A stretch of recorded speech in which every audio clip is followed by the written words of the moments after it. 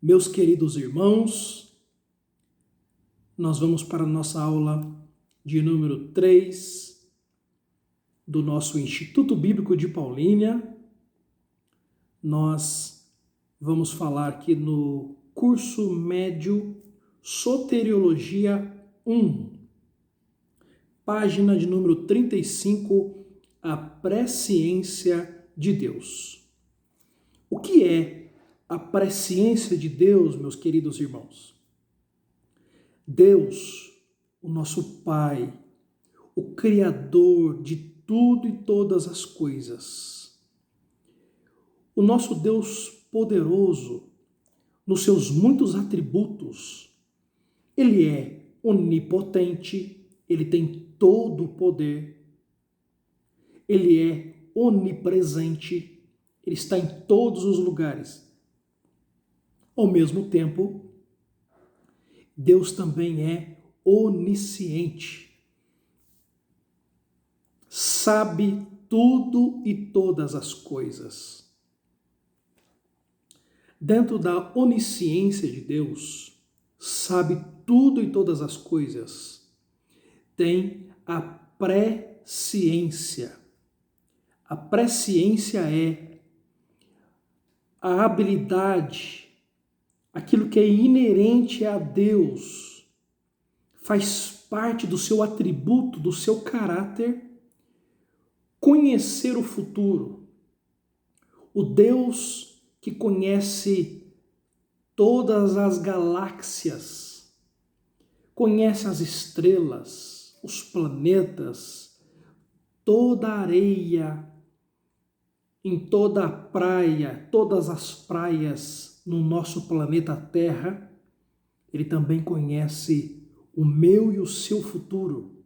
Ele conhece a nossa necessidade, as nossas indagações, refutações. Ele sabe o nosso futuro. Isto é a presciência de Deus, atributo que somente pertence a Deus. Então, nós vamos ver que esse Deus presciente, essa presciência é um aspecto da onisciência de Deus. E ele vai dizer aqui no nosso livro que esta característica confere credibilidade às muitas profecias e promessas da Bíblia Sagrada. Ora, os irmãos lembram muito bem que Daniel, lá no seu livro, Daniel, capítulo de número 2, os irmãos lembram muito bem que Daniel foi levado para a Babilônia, adolescente, os seus aproximadamente 17 anos de idade. Daniel, ele interpreta o sonho do rei babilônico Nabucodonosor. Capítulo 2 é extraordinário. Deus, através do profeta Daniel, numa demonstração da presciência de Deus, Daniel revela e dá a interpretação do sonho que Nabucodonosor teve daquela grande estátua. A cabeça de ouro era o rei da Babilônia daqueles dias. O peito e os braços de prata era o governo que viria na sequência, a Média e a Pérsia, uma fusão chamada Medo-Pérsia, porque é uma fusão da Média com a Pérsia. O ventre e as coxas de cobre daquela estátua que Daniel revelou e interpretou, o ventre e as coxas de cobre viria depois do governo Medo-Persa, o reino grego. As pernas de ferro viria o reino de Roma, grande domínio romano.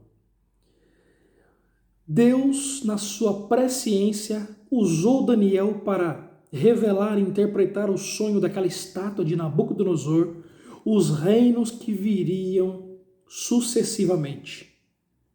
O que não dizer também da presciência de Deus através do governador Ciro? Isaías, volta um pouquinho aí, você está em Daniel, volte aqui um pouquinho, dentro dos profetas maiores, é extraordinária. Isaías profetizou no capítulo 44, versículo 28. Quem diz de Ciro: é meu pastor e cumprirá tudo o que me apraz, dizendo também a Jerusalém: sê edificada, e ao templo funda-te. Deus, usando o profeta Isaías, chamando Ciro de meu pastor, um governador que não era hebreu, não era judeu. Ciro não tinha nem nascido. Aqui, 160 anos do aparecimento de Ciro, o governador, o futuro governador da Pérsia. 45. Assim diz o Senhor ao seu ungido, a Ciro, a quem tomo pela sua mão direita para abater as nações diante de sua face, eu soltarei os lombos dos reis para abrir diante dele as portas, e as portas não se fecharão. Esta profecia de Isaías, 160 anos antes de Ciro nascer, dele vir ao mundo, Ciro, Deus chamando aqui de meu pastor, meu ungido, para edificar. Os irmãos lembram que o povo, devido ao seu pecado, às suas prevaricações, indo atrás de outros deuses, Deus levou esse povo para a Babilônia, 70 anos, mas Deus disse que ia usar a vida de Ciro. E quando a gente vai para Esdras, no capítulo 1, se cumpre a profecia. Aquela estátua que Daniel deu uma interpretação, a Babilônia, a cabeça de ouro puro, ouro fino, caiu. O governo de Babilônia, de Nabucodonosor. Veio então o governo Medo-Pérsia, em que Ciro está inserido. Esdras, capítulo 1, um dos livros históricos, um dos 12 livros históricos, cumpre a profecia. Ciro decreta. O povo, depois de 70 anos do governo da Babilônia, eles voltam e cumprem essa profecia, a de Jeremias e esta profecia de Isaías. A presciência de Deus, Deus conhece o futuro. E o que não dizer também, meus queridos irmãos, naturalmente a demonstração mais notável da presciência de Deus é o vasto número de pormenores acerca do nascimento, da vida e da morte de Cristo citados no Antigo Testamento. Gênesis 3:15. A semente da mulher vai esmagar a cabeça da serpente. Promessa, a primeira promessa de salvação. Gênesis 3:15. Isaías 7:14. 700 anos de Cristo viram o mundo. Isaías profetiza: portanto, o mesmo Senhor vos dará um sinal, eis que uma virgem conceberá e dará à luz um filho, e será o seu nome Emanuel, que significa Deus conosco. Isaías 9:6. Porque um menino nos nasceu, um filho se nos deu, e o principado está sobre os seus ombros, e o seu nome será maravilhoso, conselheiro, Deus forte, Pai da eternidade, príncipe da paz. Profecia sobre a vinda do Messias, o nosso Senhor e Salvador Jesus Cristo. Miqueias 5:2. A exatidão do local em que Cristo viria. É extraordinária a profecia de Miqueias. Um dos profetas menores, Oséias, Joel, Oséias, Joel, Amós, Obadias, Jonas, Miqueias, capítulo 5, versículo 2. E tu, Belém Efrata, posto que pequena entre milhares de Judá, de ti me sairá o que será Senhor em Israel, e cujas origens são desde os tempos antigos, desde os dias da eternidade. O local geográfico em que o Cristo iria nascer. Isaías 53 é muito conhecida, o sofrimento de nosso Senhor e Salvador Jesus Cristo, e eu vou ler aqui com vocês Zacarias, capítulo 14. Extraordinária essa profecia, já depois da grande tribulação, 7 anos, Cristo vem para livrar o seu povo, o povo de Israel. Capítulo 14, verso 2. 3. E o Senhor sairá e pelejará contra estas nações, como pelejou no dia da batalha, e naquele dia estarão seus pés sobre o Monte das Oliveiras, que está defronte de Jerusalém para o oriente, e o Monte das Oliveiras será fendido pelo meio para o oriente e para o ocidente. E haverá um vale muito grande e metade do monte se apartará para o norte.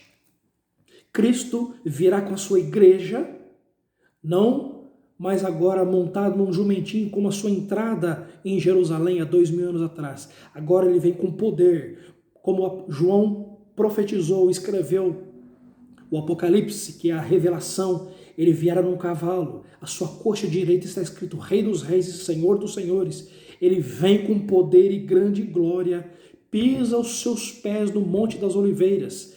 O monte será fendido. Ele vai então livrar o povo de Israel. Para a ciência de Deus, ele conhece o futuro.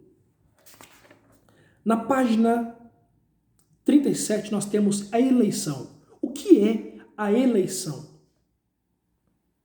O que não é a eleição, meus amados irmãos, não significa que Deus escolha alguns para serem salvos e outros para serem perdidos, sem qualquer participação das pessoas nessa escolha. Não. Eleição é uma escolha. Eleição é a escolha que Deus fez na sua presciência.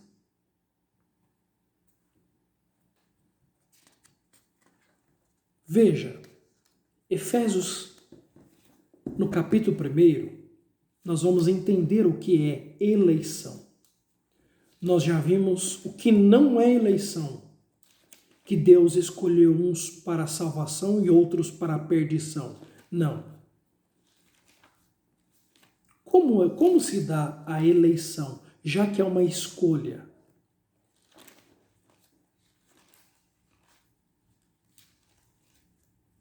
Efésios capítulo 1,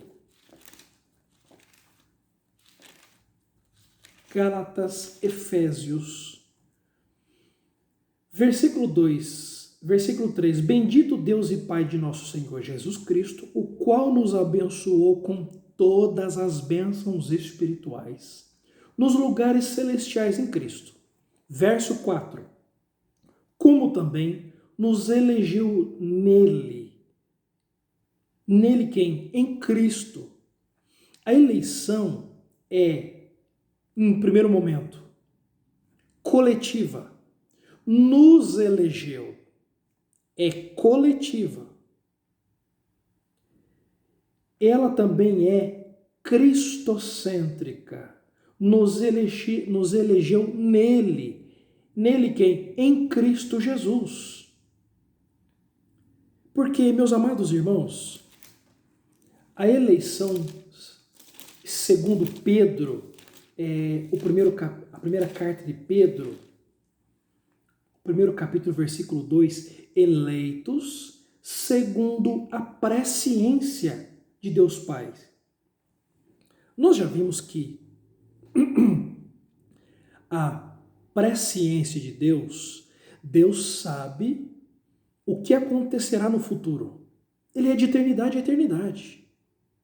Ele conhece o futuro. Então, ele, eleito segundo a presciência, significa que Deus sabe quem serão os eleitos. Deus escolheu os eleitos porque Deus sabe que os eleitos, eles aceitarão ao Senhor Jesus, aceitarão o sacrifício de cruz feito na cruz, o seu sangue derramado, morte vicária, substitutiva.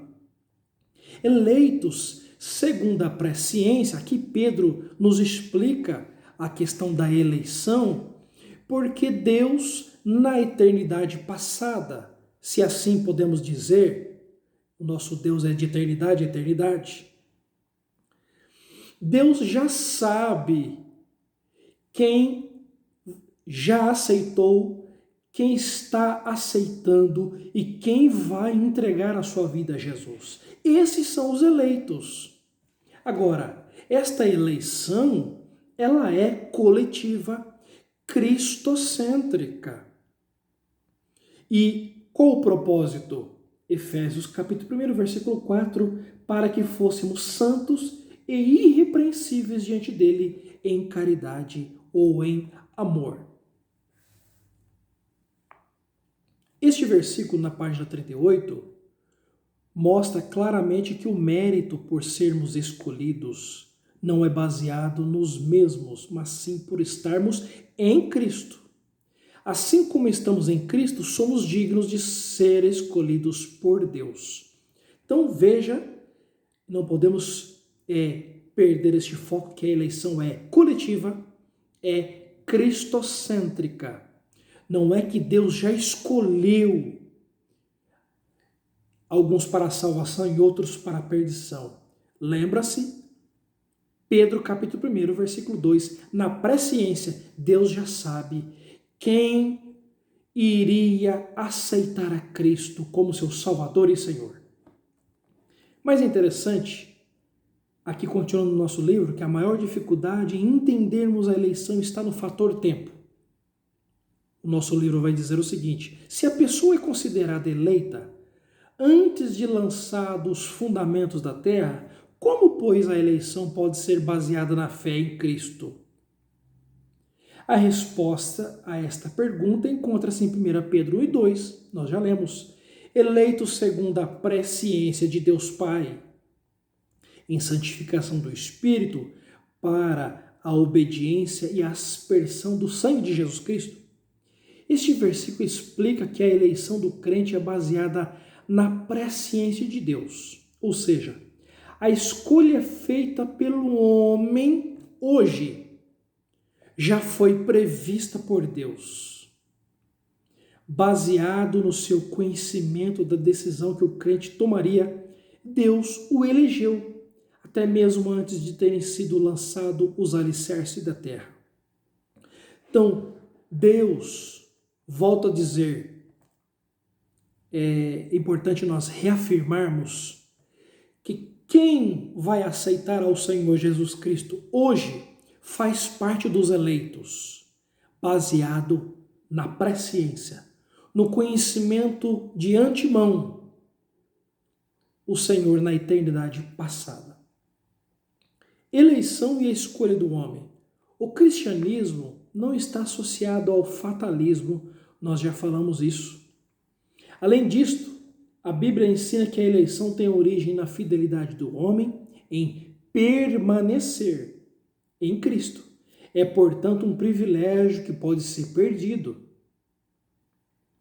Pedro admoestou os irmãos a tornarem sua eleição mais segura, a fim de não caírem.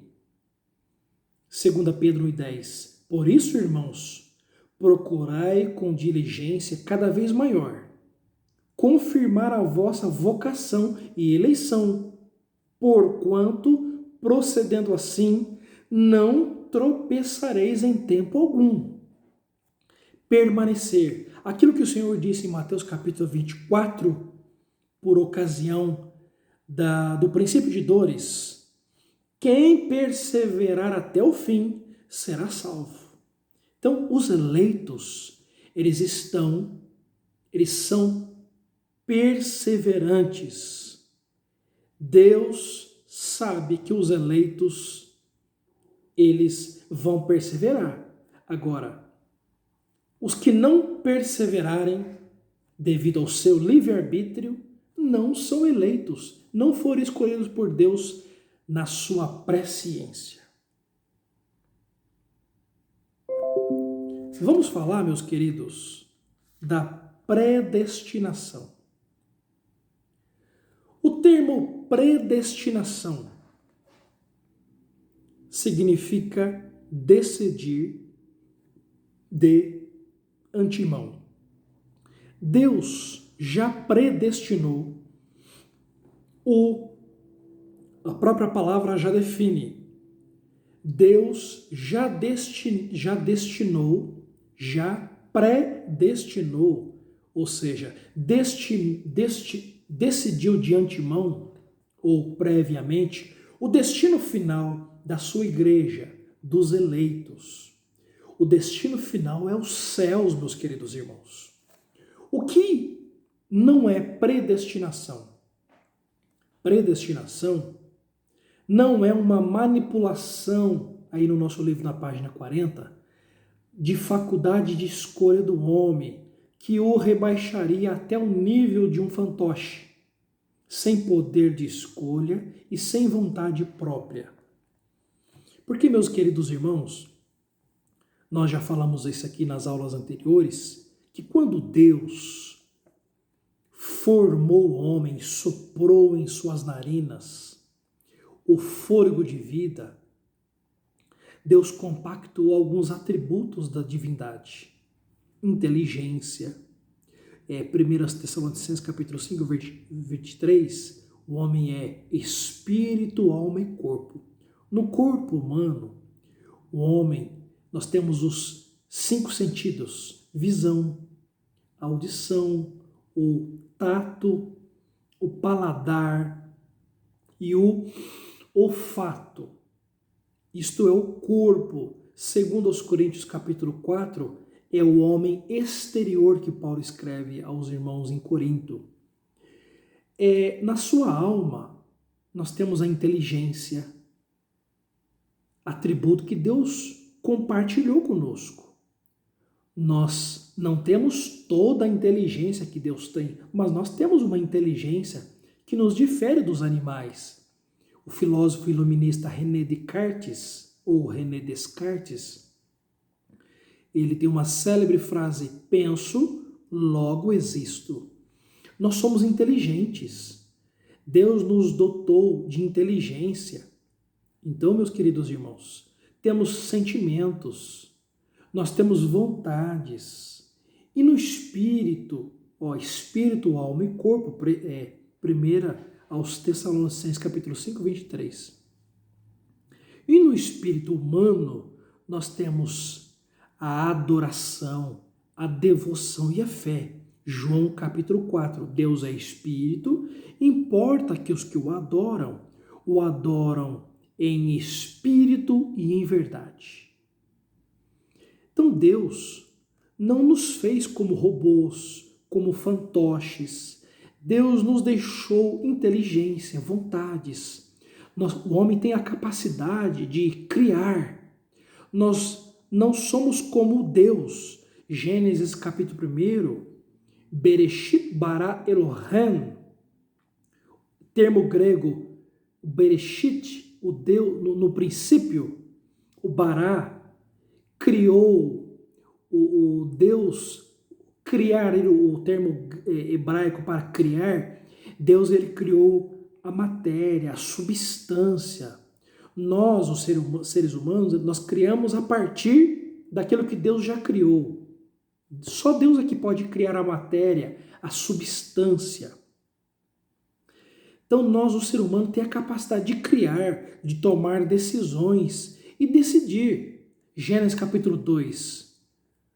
Olha, Adão, Deus diz para o homem: coma de todos os frutos, mas do fruto da árvore do conhecimento do bem e do mal, você não coma dela, porque no dia em que comer, certamente morrerá. Então, predestinação não significa que Deus manipulou, destinou alguns para a perdição eterna e outros para a salvação eterna. Não.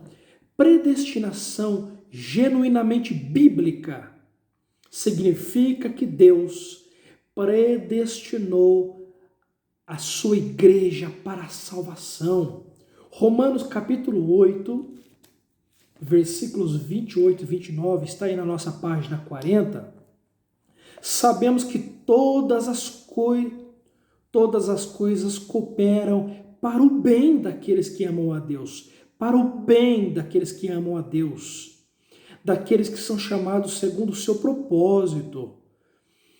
Porquanto, versículo 29, aos que de antemão conheceu, também os predestinou para serem conformes à imagem de seu Filho. Predestinação na Bíblia, predestinação genuinamente bíblica, é para salvação final. A igreja está destinada, o final da igreja é salvação eterna em Cristo Jesus. Predestinação e fatalismo. A fim de entendermos a predestinação, é necessário distingui-la de fatalismo.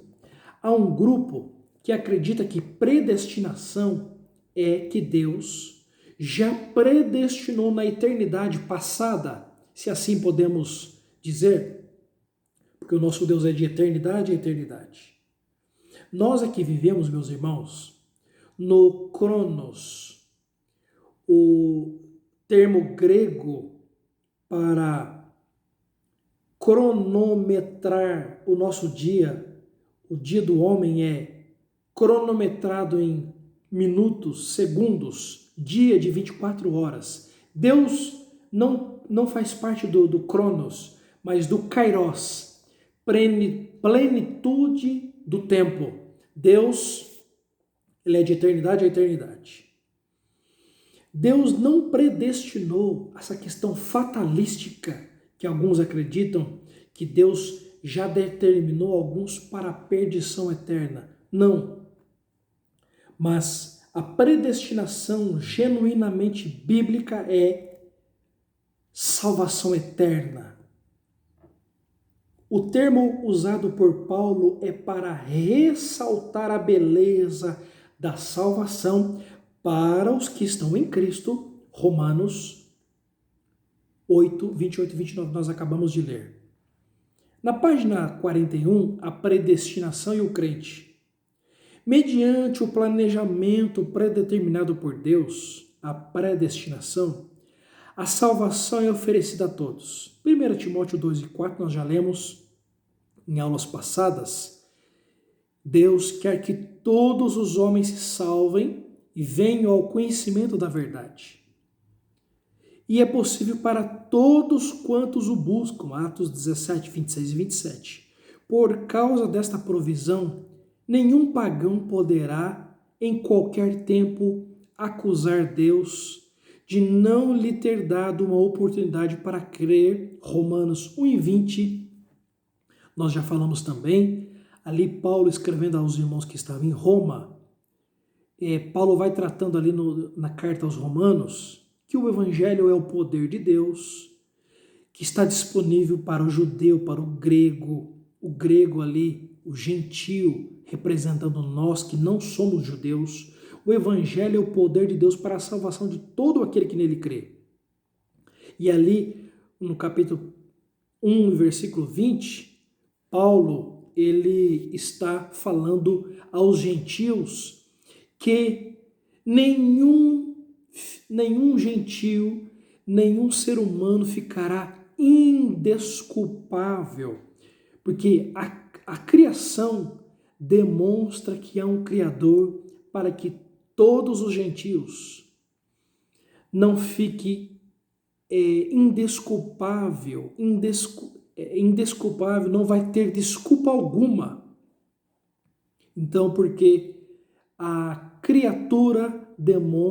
criação demonstra que é um Deus criador, para que ninguém tenha desculpa diante de Deus. Todos os homens terão a oportunidade de conhecer o Cristo Salvador. Portanto, meus amados irmãos, predestinação genuinamente bíblica é o destino final dos que são os que serão salvos. Concluindo esse assunto de eleição e predestinação, a Bíblia Pentecostal, na página 1808, pastor Antônio Gilberto, quem fez essa tradução, é interessante ter um resumo quanto à eleição e predestinação.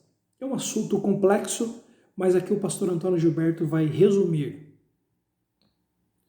vai exemplificar para ficar um pouco mais claro.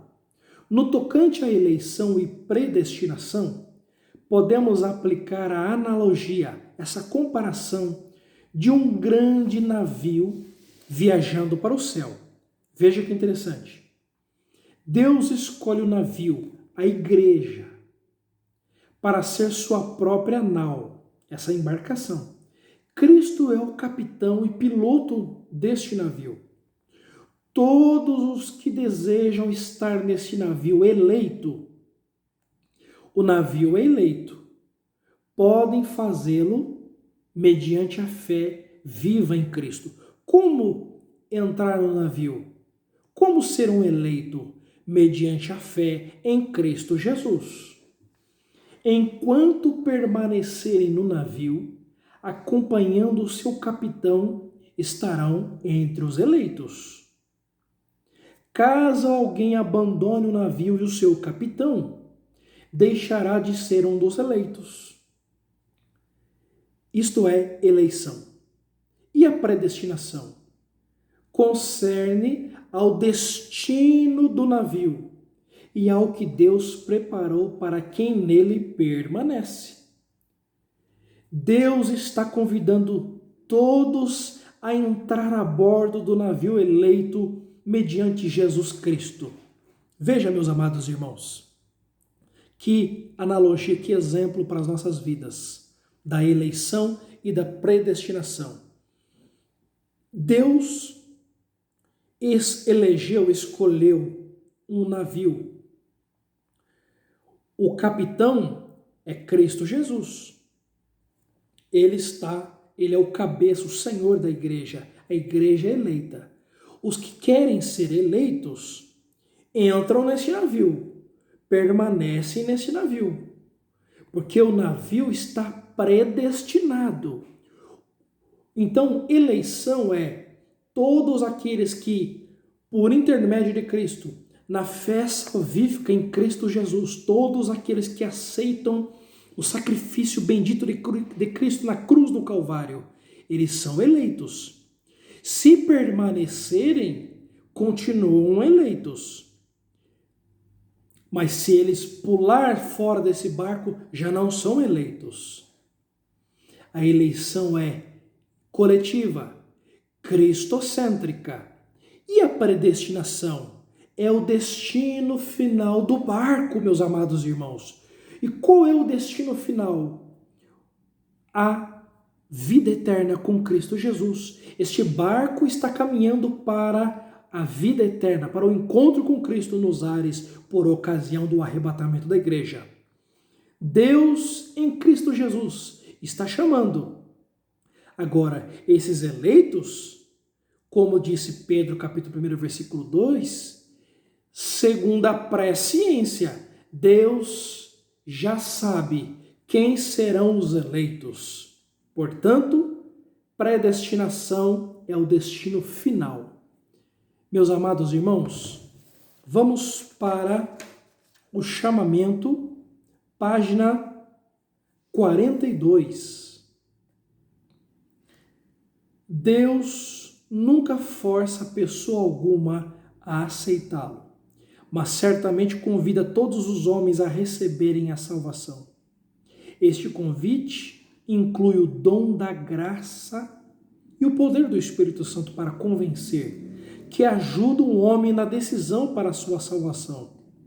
Os atos da graça divina mediante os quais Deus concede salvação e ajuda o homem a receber a salvação são conhecidos como o chamamento de Deus. Veja, meus irmãos, a graça de Deus, o favor imerecido, disponível a todo ser humano. Nós já vimos na aula de número 1 que há uma graça comum, o Deus que concede chuva, sol a todo ser humano, vai demonstrando nessa criação que é uma graça especial. Deus se revelando na criatura. Deus chama, está disponível para todos. A graça é uma dádiva, é um dom gratuito de Deus. E também o Espírito Santo, João capítulo 16, que convence o homem do pecado, da justiça e do juízo. Todo esse conjunto chama-se na teologia de o chamamento, Deus chamando. Mas a decisão fica para o homem. Deus, através do Espírito Santo, convence o homem do pecado. Ao ser confrontado com a palavra, o homem é convencido do pecado, da justiça e do juízo, porque se o homem não aceitar ao Senhor como Salvador e Senhor, ele vai para uma condenação eterna. A necessidade de um chamamento.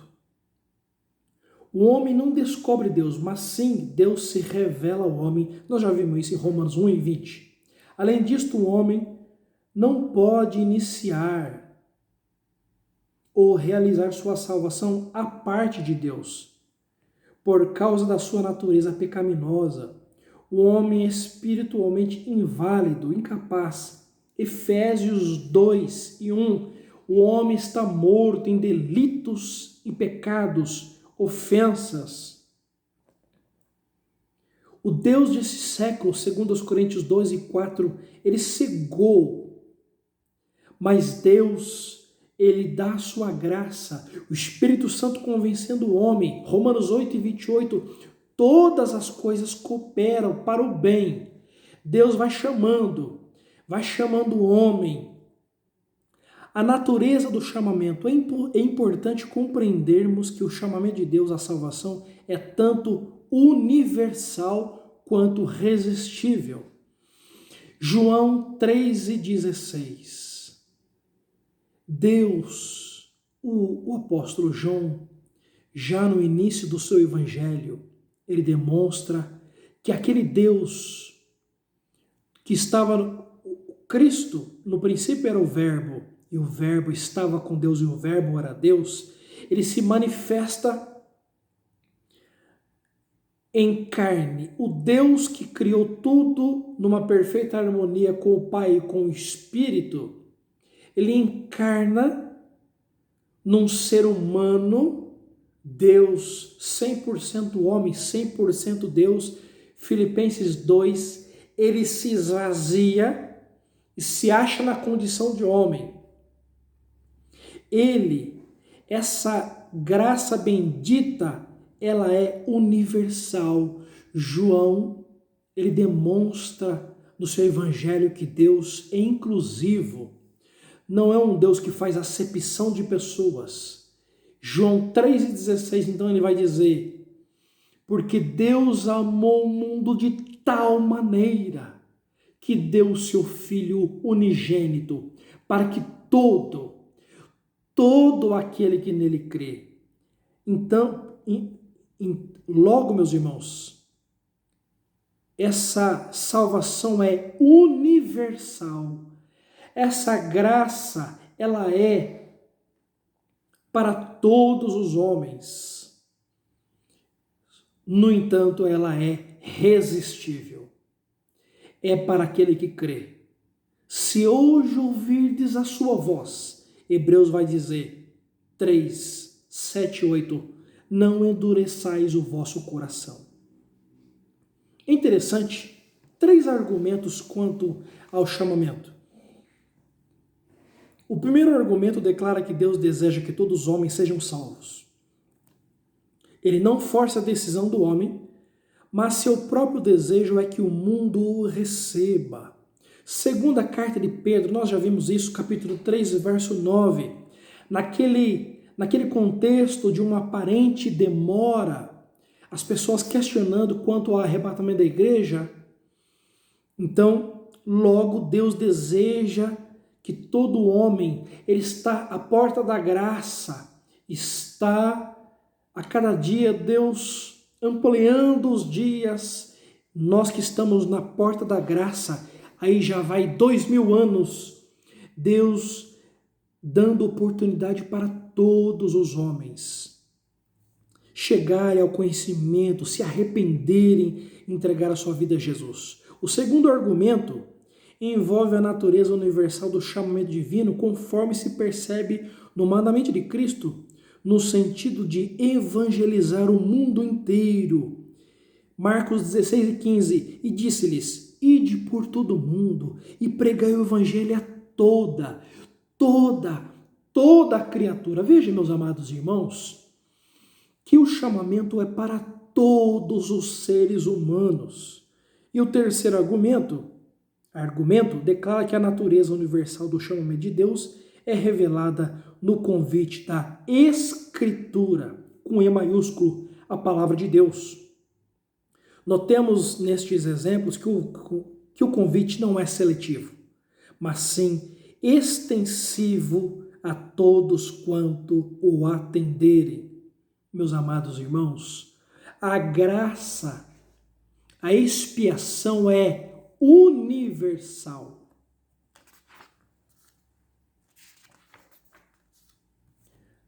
Página 46, caminhando para o nosso encerramento, cooperando com Deus na salvação. Nós temos aí o determinismo ou predestinação. Nós já falamos um pouco sobre a predestinação. Vamos falar aqui na página 47 do livre-arbítrio. Irmãos, o livre-arbítrio é fato, é uma realidade em todas as Sagradas Escrituras. De Gênesis a Apocalipse, nós vamos ver Deus deixando para o homem, embora ele ofertando a sua graça. Pela graça sois salvos, mediante a fé. E isso não vem de vós, é um dom de Deus. Deus oferta a sua graça. Deus, ele deixou para todo ser humano, essa dádiva, esse presente. No entanto, ela é alcançada, adquirida através da fé. Fé salvífica.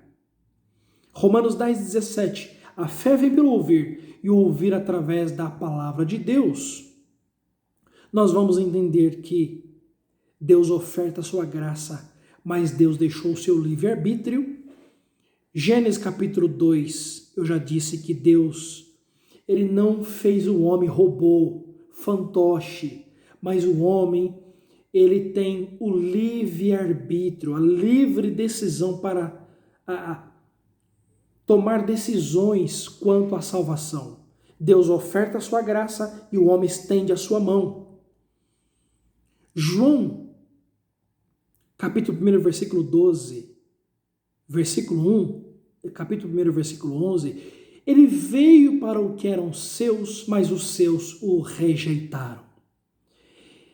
E verso 12, mas todos quantos o receberam, deu-lhes o poder de serem feitos filhos. Veja, meus amados irmãos, o livre-arbítrio é uma realidade, é um fato que o homem, ele tem o poder de tomar decisões, se ele vai querer Deus, se ele vai estender a sua mão para receber a graça de Deus.